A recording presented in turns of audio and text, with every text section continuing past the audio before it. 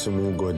So sinasabi mo bang kasalanan ko ba na iniinsulto niya ako? Love, that's not what I meant. Ano pa bang pwede nating gawin para matanggap niya ako, ha? Dahil sa ginawa niyang Vanessa niyan, nakikita ko talaga that she is no good for our son. What if turuan natin siya ng leksyon? Ano ba yung iniisip mo, ha?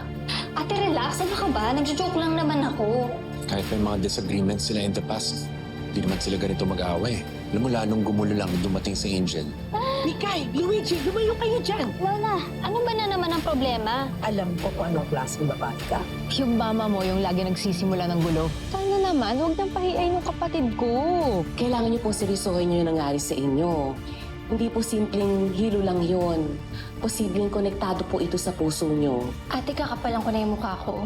Baka pwedeng mag-truce muna kayo ni Mama. Just for this fiesta, ate. Kasi it would really mean a lot to us kapag kumpleto tayo doon. Mukhang magkakabati pa yung ate mo tsaka yung biyenan niya. Ngayon na fiesta ng banal na pamilya, magkakawatak-watak din ang banal-banalan nilang pamilya.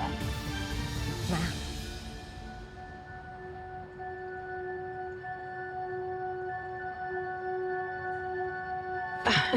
Huwag lang mag-eksena dito, nakakaharap.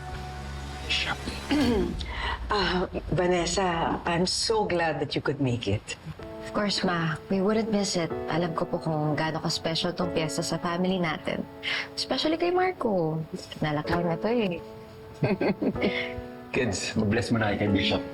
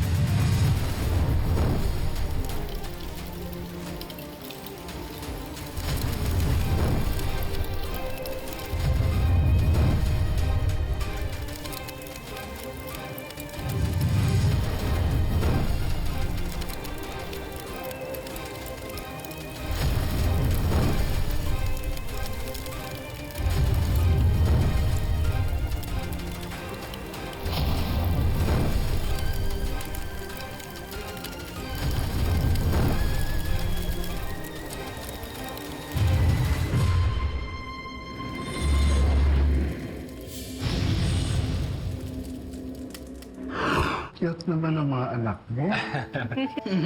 Paglaki mo, dapat maging sakisan ka para ng daddy mo. Narinig mo yan, magsasakristan. Bishop, this is my wife, Vanessa. Abogado rin po siya, gaya ni Dad. Nice to finally meet you po. Na-mention po sa akin ni Marco na kayo daw po yung nagbinyag sa kanya. Hanggang sa first communion niya, nasaksi ako ang paglaki ni Marco. Naalala ko, nang outer boy ka pa. Iyak-iyakin gano'n. But look at you now. You're a full-fledged family man. Thanks to you, Dad. Excuse me, Bishop. Marami pa pong naghihintay sa inyo sa labas. Sige, susunod na lang po kami. Yeah, I understand. Thank you po. Salamat po. Thank you. Thank you po. Ma, atid ko lang po yung mga bata sa garden. Okay, sure. Sige, kids. Let's go, let's go.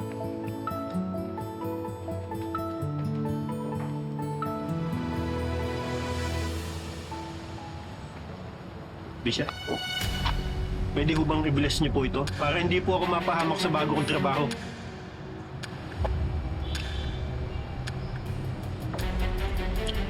Baka pwedeng mag-truce muna kayo ni Mama. Just for this fiesta, ate. Kasi it would really mean a lot to us kapag kumpleto tayo doon.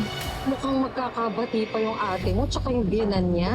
Ikaw, ay siya puwera ka. Ikaw ang unang mawawala kapag nagkabati sila. Bishop,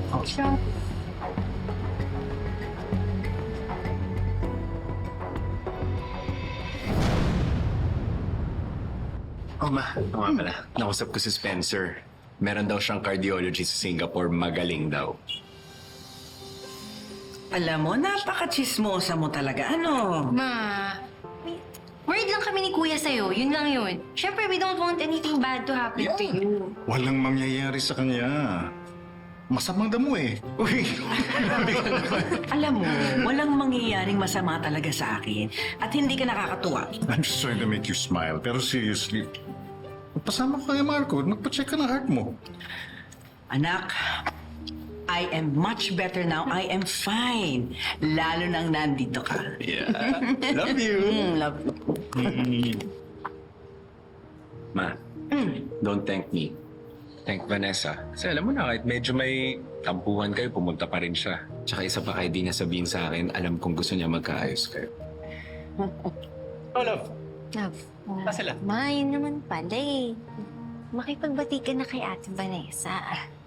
Mamaya na natin pag-usapan yan. Ang pinaka-importante ngayon ay ang ating fiesta. Kailangan walang masamang mangyari dito. Yes, sir. Yes. Yes.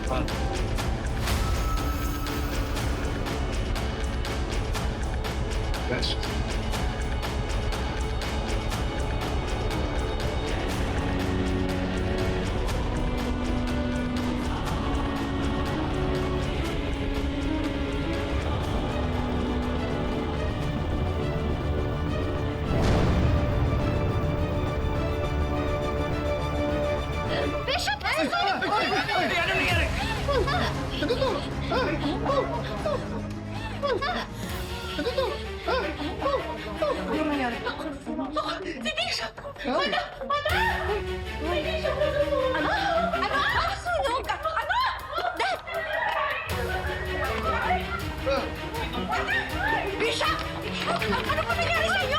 Okay.